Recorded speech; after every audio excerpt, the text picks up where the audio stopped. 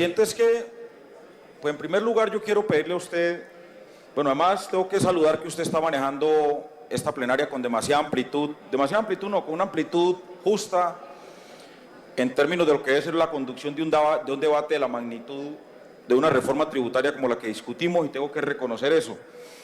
Pero, presidente, yo sí le pido a usted como presidente de esta corporación respeto de nuestros colegas, porque es que eso también tiene sus límites, presidente. Y eso tiene sus límites hasta el punto de que usted, cada que ellos le piden la palabra para increparnos, pues nosotros no tenemos derecho a réplica, solo hasta este momento que yo le puedo replicar al senador Guerra de las palabras y de la forma ofensiva como se refiere a nosotros. Nosotros somos la oposición y somos el único partido de oposición en este Congreso.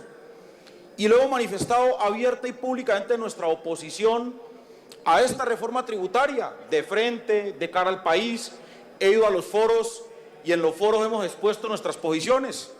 Pero yo no entiendo cómo el senador Camilo Sánchez, y esto ya es repetitivo, inclusive un día el senador Mauricio Liscano, hoy el senador Guerra, se refieren a nosotros de una manera absolutamente despectiva, grotesca y grosera, y creemos que por el hecho de que ustedes sean de la Unidad Nacional no les da ningún derecho, y que sean mayorías y que tengan el 95% de este Congreso, no les da derecho a que nos irrespeten y nos trate como se les dé la gana.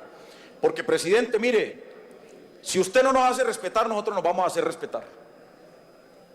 Y no hay derecho que porque yo haya presentado un documento que me entregó un funcionario de altísimo nivel de la Contraloría, senador Guerra, senador Camilo Sánchez, anoche a las 7:21 horas de la noche, señor presidente, yo a usted le entregué el informe de recibido.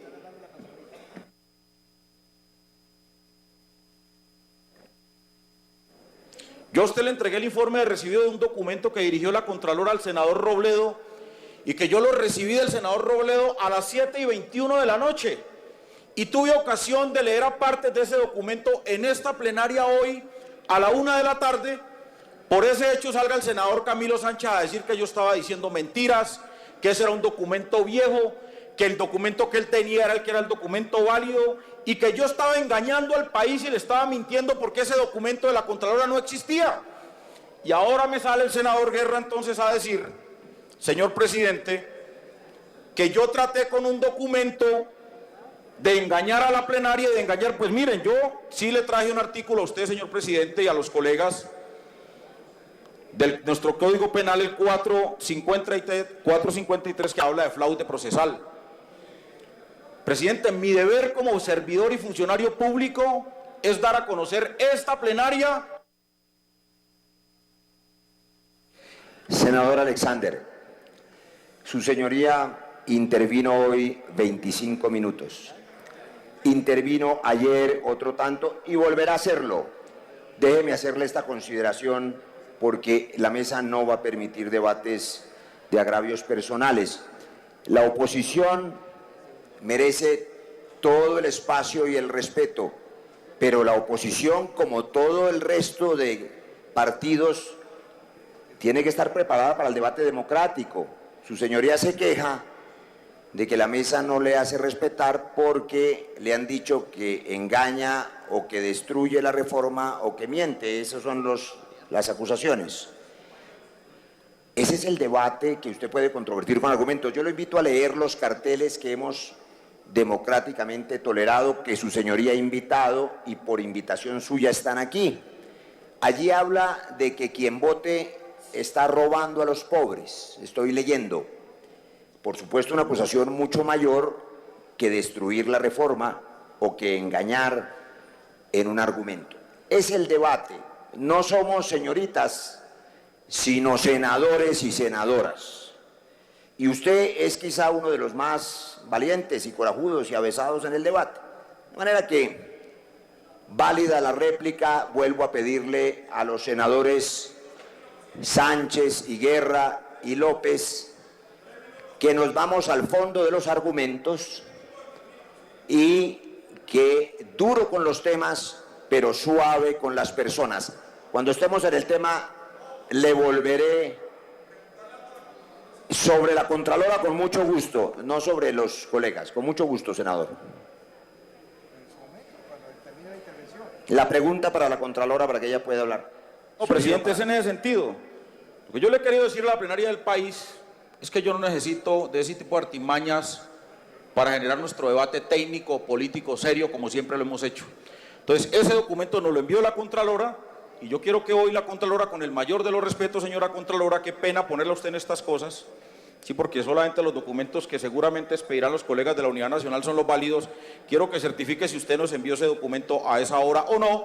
Y lo otro, presidente, es que insisto en que si usted no nos hace respetar, nosotros sí nos vamos a hacer respetar, presidente. Con mucho gusto, senador. Al interior de este recinto ha tenido y tendrá todas las garantías y todo el respeto que también le exijo para el buen curso de la plenaria. Señora Contralora, tiene usted uso de la palabra. Muchas gracias, presidente. Muchas gracias a todos los citantes. La Contraloría realmente lamenta la confusión que se ha presentado, pero me voy a permitir informarles detalladamente qué ha sucedido con este tema. Como es nuestro deber, desde que se planteó y se radicó la reforma tributaria, la Contraloría hizo un estudio.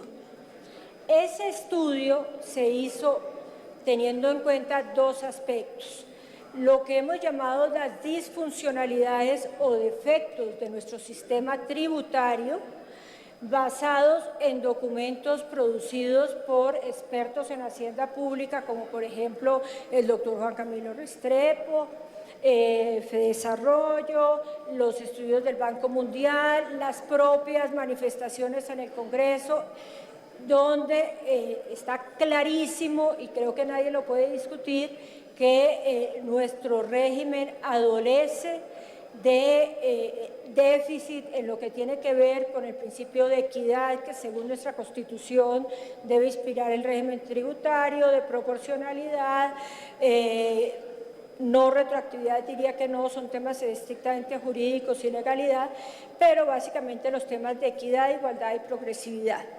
Dentro de ese marco, que no responde a ninguna orientación política, está plasmado en la Constitución, hicimos el análisis del régimen tributario actual. Y asimismo tomamos el articulado presentado originalmente, que no lo conocimos sino hasta cuando se radicó en este Congreso. No tuvimos acceso previo, no existe ninguna obligación del gobierno a mostrárnoslo, por lo tanto lo digo para que tengamos claro los tiempos que tuvimos para trabajar. Y efectivamente verificamos si lo que allí estaba contenido corregía o no la timidez con que se practican y se realizan estos principios constitucionales en el régimen tributario colombiano. Y llegamos a la conclusión de que no era suficiente, como ustedes lo pueden leer, se analizó cada propuesta, cada tributo, se vio lo del IVA, se vio lo de impuesto al patrimonio, se vio a qué sectores iba a gravar más y qué sectores iba a gravar menos. Sin embargo, ¿qué pasa con este proyecto? Con este proyecto hay, ¿a quién se le entrega? A los parlamentarios que nos lo pidieron, con una aclaración. Esto es preliminar.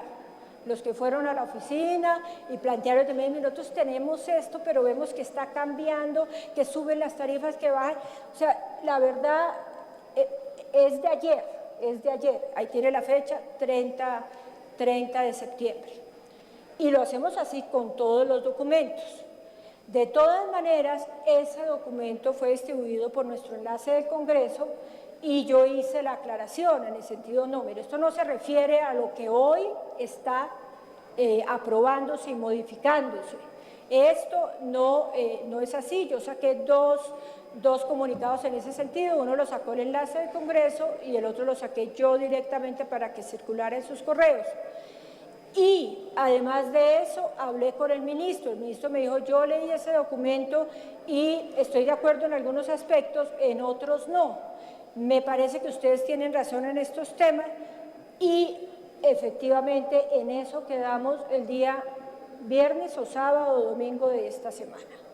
Entonces recibo la comunicación el día 12 en la mañana del senador Robledo, que nunca antes nos había informado ni nos había pedido esta documentación, ni informe ni apoyo técnico.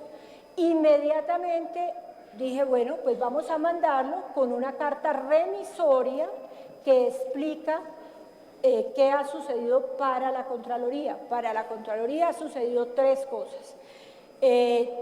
Lo discutió con el ministro de Hacienda. El ministro de Hacienda dice que la situación en términos de gravar utilidades de las empresas ha mejorado y podría mejorar más, lo cual para la Contraloría es importante.